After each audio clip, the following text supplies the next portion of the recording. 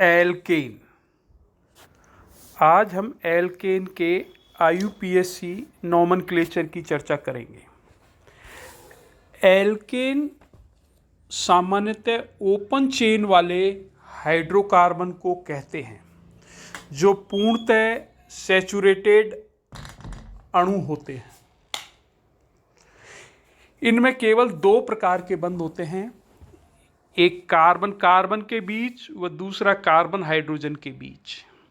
ये दोनों बंध प्रबल होते हैं, अतः एल्केन सर्वाधिक स्टेबल व न्यूट्रल ऑर्गेनिक कंपाउंड है, क्योंकि कार्बन और कार्बन के बीच में सिंगल बॉन्ड है और कार्बन और हाइड्रोजन के बीच में सिंगल बॉन्ड है और सिंगल बॉन्ड स्ट्रॉन्ग बॉन्ड होते हैं। अतः एल्केन स्थायी और उदासीन कार्बनिक यौगिक है।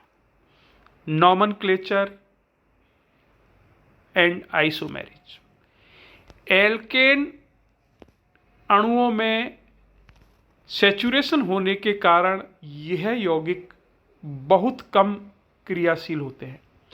इसी कारण से इनको पैराफीन भी कहते हैं।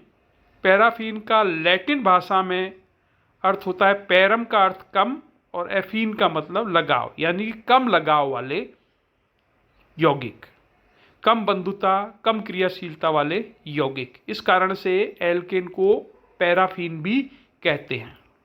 इनका सामान्य सूत्र CnH2n+2 है। सामान्यतः यहां पर n number of carbon atom. नामकरण के लिए 3 विधियां हैं। रूढ़ पद्धति, जो जैसा है वैसी पद्धति, यह अब तक प्रचलित विधि रही है। इसके अनुसार कुछ सदस्यों के नाम विशेष रूप से रखे गए हैं जो इनके इतिहास से संबंधित है, और बाकी सदस्यों के नाम उनमें उपस्थित कार्बन परमाणुओं की संख्या के आधार पर होते हैं। जैसे के लिए मैथेन को विशेष उसकी इतिहास के आधार पर रखा गया है। एथेन को भी इतिहास के आधार पर रखा गया है। Propane, butane, pentane, hexane, heptane, octane, यह सब सदस्य कार्बन परमाणु की संख्या के आधार पर इनका नामकरण किया है। Butane 4 carbon, pentane 5 carbon, hexane 6 carbon, heptane 7 carbon, octane 8 carbon, and so on. यहाँ पर हमने CnH2n+2 इनका सामान्य सूत्र बताया है, यानी कि कार्बन की संख्या 1 है, जैसे कि C7H16 में C7H7 7 × 2 14 + 2 यानी कि 16 हाइड्रोजन। इस पद्धति में कार्बन परमाणु यदि एक अशाखित श्रृंखला में है तो उसे नॉर्मल, और यदि शाखित श्रृंखला में है तो उसे ब्रांच्ड एल्केन कहते हैं। जैसे हम यहाँ पर देखते हैं, normal pentane CH3 CH2 CH2 CH2 CH3, ये नॉर्मल पेंटेन है, और CH3 CH एक जैसे CH3 नीचे आ गया आइसोपेंटेन, ये यहाँ पर हो गया ब्रांच के रूप में हो गया, तो ब्रांच के रूप में अपन इसको आइसोपेंटेन मान सकते हैं।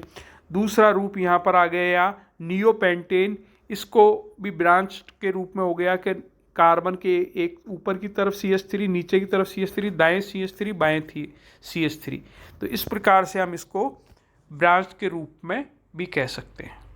तो 3 समावयी इसके बताए, नॉर्मल पेंटेन, आइसो और नियो। नॉर्मल सीधा, iso 1 branch, neo 2 branch. Derived पद्धति, इसके अनुसार एल्केनों को मेथेल का एल्किल उत्पन्न माना गया है, यानी कि मेथेन माना गया है, और उससे जितने भी जुड़े हुए हैं उसको दूसरे ग्रुप कहते हैं। जैसे कि ये C से 4 मेथिल ग्रुप जुड़े हुए हैं तो इसको अपन कहते हैं टेट्रा मेथिल मेथेन, यानी कि मेथेन का इसको डेरिवेटिव माना गया है।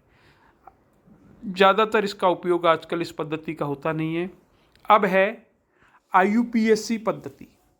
इस पद्धति के अनुसार सबसे पहले उस श्रृंखला का चयन करते हैं जो सबसे लंबी होती है, यानी कि सबसे पहले हम लंबी श्रृंखला का चयन यहाँ पर करेंगे। उदाहरण के लिए अपन ने नीचे दी है, तो एक श्रृंखला 3 कार्बन परमाणुओं की है और दूसरी 4 कार्बन परमाणुओं की है।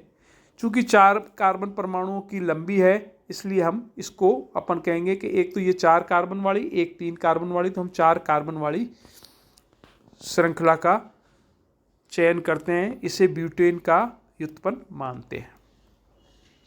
लंबी श्रृंखला के चयन के पश्चात हम कार्बन परमाणुओं का नंबरिंग करते हैं, और श्रृंखला का जो नंबरिंग करते हैं का प्रथम अंक कार्बन परमाणु वह होता है जिसमें प्रतिस्थापी समूह निकट स्थिति पर हो। जिस प्रकार से हम यहाँ इसमें देख रहे हैं कि यहाँ पर अपन देखते हैं कि यहाँ पर 1 2 3 ये गलत हो जाएगा, लेकिन ये सही है क्योंकि 1 2 3 4 नंबर 2 पर एल्किल समूह उपस्थित होता है। इस प्रकार से होते हैं। अंत में हम एल्किल समूह में स्थिति और नाम वो अंग्रेजी वर्णमाला में लिखकर उस एल्केन का नाम लिखते हैं जिसका ये व्युत्पन्न होता है। यदि एक प्रकार के 2 अथवा अधिक समूह हैं तो डाई ट्राई लिख देते हैं। 6 कार्बन तक के एल्केन परमाणुओं का नामकरण यहाँ पर दिया गया है। हम इसके आधार पर इसको लिख सकते हैं, यानी कि पहला लंबी कार्बन श्रृंखला का चयन, दूसरा अंकन वहाँ से प्रारंभ करते हैं जहाँ पर प्रतिस्थापी समूह निकट हो, और यदि कोई भी समूह एक से ज़्यादा जुड़े हुए हैं तो हमें उसे डाई और ट्राई कहते हैं। इस प्रकार से हम इनका नामकरण करते हैं। यहाँ पर हमने देखा है कि यह समावयी तरह अलग अलग में अलग अलग है, जैसे कि CH4 मैथेन का एक समायु होगा, C2H6 का भी एक समायु होगा, C3H8 का भी एक समायु होगा, C4H10 होगा तो उसके 2 समावयी बन जाएंगे, ब्यूटेन और 2 मैथिल प्रोपेन। यदि C5H12 है तो इसके 3 समावयी, pentane 2 methyl butane 2 di methyl propane.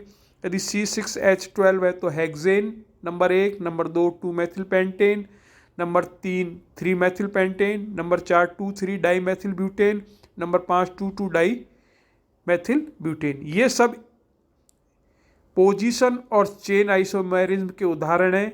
अणु के अनुसार कार्बन परमाणु की संख्या के आधार पर समावयों की संख्या में वृद्धि होती है। यदि हेप्टेन है तो 9 बनेंगे, ऑक्टेन के 18 और डेकेन के 75 समावयी बनेंगे। धन्यवाद।